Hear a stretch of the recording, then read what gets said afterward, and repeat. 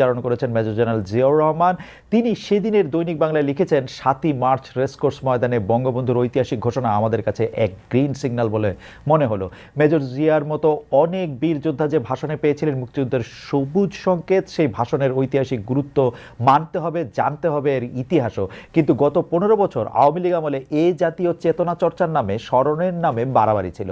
তাই মার্চের 7 তারিখে যেখানে সেখানে মাইকে ভাষণ বাজানো অনেকের কাছেই ছিল বাড়াবাড়ি। ভাষণের মান মর্যাদা মহিমা নয়, কারো কারো কাছে ভাষণ বাজানোটাই ছিল চাঁদাবাজির হাতিয়ার। এবার তাদের প্রায় সবাই গর্তে আছেন। যারা 7ই মার্চ স্মরণ করবেন এবার দেশের মাটিতে, তারাই প্রকৃত ধারক বাহক ঐতিহাসিক দিনটির। ইতিহাসের লেবু অতি বেশি কচলে তেতো করার অভিযোগ বরাবরই আওয়ামী লীগের বিরুদ্ধে। তাদের বিপরীত সব শিবির আবার লেবুতে হাতই দিতে চায় না। এই অন্তর্বর্তী সরকারের বেলাও সেটা খেটে যায়, কারণ তারা ক্ষমতায় এসেই 7ই মার্চের প্রতি বিমাতাসুলভ হন। গত অক্টোবরেই তারা বাতিল ঘোষণা করে এর জাতীয় দিবসের মর্যাদা। এর পক্ষে